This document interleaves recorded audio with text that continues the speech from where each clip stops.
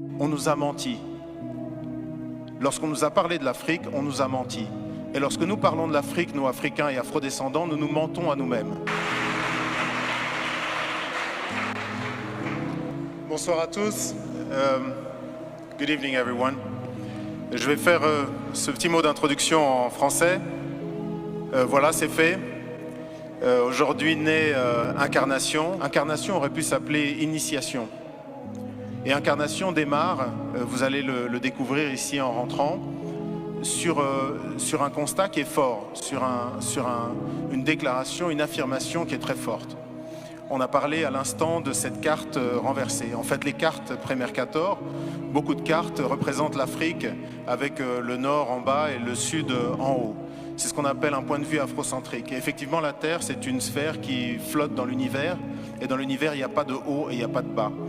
Et moi, je considère effectivement que ce n'est pas anodin le fait qu'on ait choisi que l'Europe soit en haut et l'Afrique soit en bas. Deuxièmement, Mercator, ce géographe de la Renaissance, a décidé, pour essayer de développer et aider les lignes maritimes, donc en faire des lignes droites, décidé de projeter ce qui est un globe en 2 dimensions sur une carte. C'est les cartes qu'on utilise toujours aujourd'hui. Et le problème, c'est que mathématiquement, quand vous faites ça, vous devez choisir un point de référence. Le point de référence détermine en fait quelle partie sera la mieux représentée ou la plus grandement représentée et laquelle souffrira. Et moi, j'ai appris, comme certainement vous tous ici, que l'Europe avait une proportion qui était presque comparable à l'Afrique, ou en tout cas une partie de l'Afrique.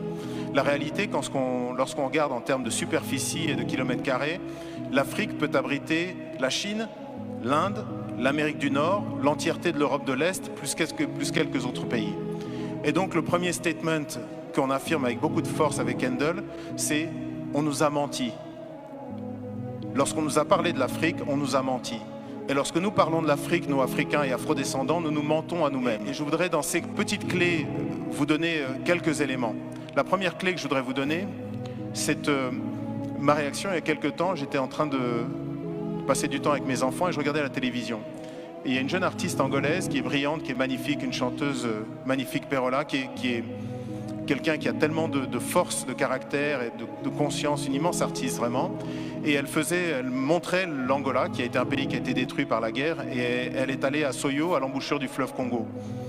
Et à Soyo, à l'embouchure du fleuve Congo, il y a une pierre sur laquelle Diego Cao, donc un explorateur portugais, a marqué donc des inscriptions pour dire qu'il était arrivé là, en 1482, donc 10 ans avant que Christophe Colomb n'atteigne les rives de l'Amérique du Nord.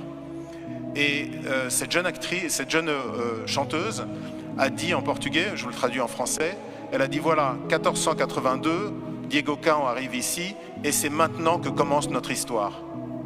Et j'ai sauté sur place, j'étais vraiment saisi en me disant mais comment est-ce que cette femme qui est une artiste tellement consciente, tellement belle, comment est-ce qu'elle peut penser que notre histoire a commencé le jour où un blanc a posé le regard sur un noir. Et ça, de même que la carte, ça n'est pas quelque chose d'anodin. À un moment là où l'Afrique est obligée de se projeter dans le 21e siècle, à un moment là elle est toujours un réservoir de croissance pour le monde entier et d'enrichissement à part pour l'Afrique elle-même, je pense qu'il faut effectivement que nous, les Africains et les Afrodescendants, mais également, c'est un fait qui s'établit pour le monde entier, que nous arrivions à réfléchir sur à quel point nous sommes orphelins de l'Afrique. Vous savez, ce concept de mémoire fantôme, lorsqu'on vous ampute une jambe par exemple, vous avez une démangeaison où l'orteil vous gratte, mais il vous gratte terriblement et vous êtes absolument persuadé que c'est votre orteil, même si vous savez que vous n'avez plus d'orteil. Et bien c'est un peu ça le sentiment que beaucoup d'Africains finalement ressentent par rapport à l'Afrique, c'est cette espèce de douleur de mémoire fantôme. Et aujourd'hui, cette exposition essaye d'adresser cette question-là. Réapprenons, nous, les Africains, mais aussi tous les gens qui ont un intérêt par rapport à ce continent, à nous regarder. Désapprenons ce que l'œuvre coloniale nous a imposé, qui est un regard décalé vis-à-vis de nous-mêmes et de notre histoire, un regard exotisant, et apprenons à nous